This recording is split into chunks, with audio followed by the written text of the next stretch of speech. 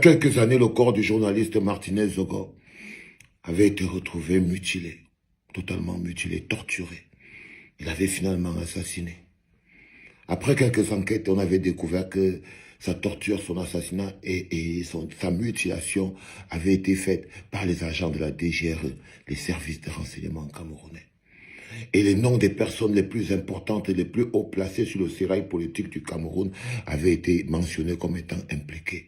Le patron de la DGRE, himself, Eko Eko. Il a encore écroué jusqu'à présent. Jusqu'à présent, Eko Eko, patron de la DGRE, est en prison jusqu'à présent. Amougou Belinga est en prison jusqu'à présent. Mais ce n'est pas le sort qui m'intéresse, c'est le corps de Martinez Zogo. Le corps de Martinez Zogo, lui, il est toujours à la morgue. Il est à la morgue depuis plus de 2 ans. Depuis plus de 2 ans, le corps est à la morgue. Ils disent qu'ils mènent les enquêtes. La famille vit un deuil permanent. La famille vit un deuil permanent depuis ce temps-là. Donc, voilà une famille qui est en deuil et qui n'a plus jamais fait son deuil, qui n'a jamais fait son deuil. Ils n'ont jamais fermé le cercueil, creusé la terre, enterré. Ils n'ont jamais fait le deuil. La famille de Martinez Zogo vit en situation de deuil permanente. Le gouvernement s'en fiche. Le gouvernement s'en fiche parce que c'est un crime politique et il confisque le corps. Parce que le corps a été mutilé, le corps a été profané. Et vous voyez qu'on cache ce type de corps. Ça veut dire qu'on y a fait des pratiques. Ça veut dire qu'on y a fait des pratiques. C'est pour ça que vous pouvez vous rendre compte qu'ils cachent le corps jusqu'à présent. Je ne sais pas quand ils vont remettre à la famille de Martinez le corps de Martinez. On n'a pas encore fini avec le corps de Martinez. Nous sommes maintenant au niveau de Anissé Kane. Mort le 1er décembre, assassiné en détention. Assassiné en détention, torturé et assassiné en détention. On lui a pratiqué l'autopsie contre l'avis favorable de sa famille. C'est-à-dire que la famille d'Anissé Kane, Simone et tous les autres ont dit non, on ne veut pas que l'autopsie soit pratiquée sur notre frère. Surtout qu'on a besoin d'avoir un légiste indépendant pour qu'il participe à l'autopsie.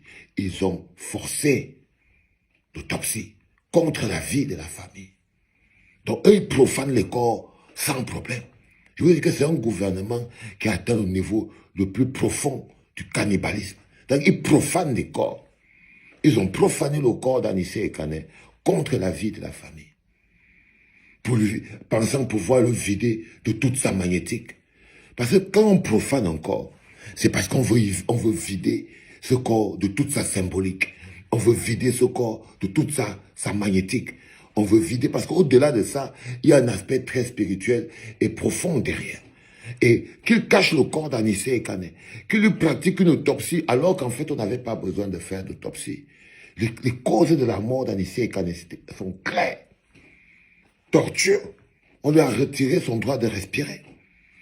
On lui a retiré son droit de respirer. On a organisé sa mort de manière méthodique. On l'a vu agoniser.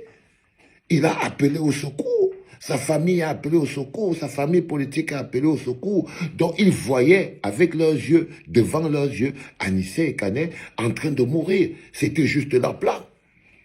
Ils avaient juste décidé de mettre à mort Anissé Kane. Parce qu'Anissé Kane avait commis le crime de lèse-majesté, de soutenir d'abord Maurice Kamto et après Issa Chiruma Bakary. Il croyait être propriétaire de la conviction d'Anissé Kane. Et Anissé Kane leur a rappelé que ma conviction reste entièrement dévouée au Cameroun.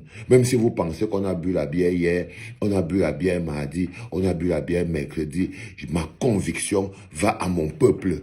Au final, si je dois prendre une décision, je prendrai toujours la décision pour l'intérêt supérieur de mon peuple. Ça les a choqués. Ça les a choqués. Ça les a choqués, ils ont décidé de le tuer. Atanganji a dit que Anissé, maintenant qu'à mourir en prison et tout, il va acheter le cercueil. Atanganji a dit ça, lui-même. Il a dit qu'Anissé peut mourir en prison. Lui, il va acheter même le cercueil. Que, comment un vieux comme celui-là, il a toujours été du mauvais côté de l'histoire, toujours en tentative de le profaner. Il veut profaner le côté divin de sa lutte. Ils veulent profaner l'énergie, ils veulent profaner la mémoire, et pour ça, ils profanent le corps. Pour ça, ils profanent le corps. Parce qu'ils maintiennent, ils ne veulent pas que l'esprit se libère, que l'esprit irradie. Alors ils bloquent le corps, comme le corps de Martinez Zogo, en ce moment précis, est bloqué à la morgue. C'est bloqué à la morgue, parce que les coupables savent que même le corps de Martinez Zogo va parler plus fort que tout ce qui se passe là-bas au tribunal militaire. Ça veut dire que sur le corps de Martinez Zogo, il y a toutes les réponses. Ça veut dire que sur le corps de Martinez Zogo, il y a toutes les réponses. C'est pour ça qu'ils le bloquent. Depuis autant d'années, ils ne veulent pas le lâcher. Et là, on est arrivé au même niveau par rapport à Anissé Kane. C'est pour ça qu'on est là. On est arrivé à ce même niveau par rapport à Anissé Kane. Donc, ils ont organisé la mort d'Anissé Kane avec l'accord de Poula Tanganji et tout le gouvernement camerounais. Ils ont accepté. Ils sont tombés d'accord qu'il fallait le tuer. Ils l'ont laissé mourir.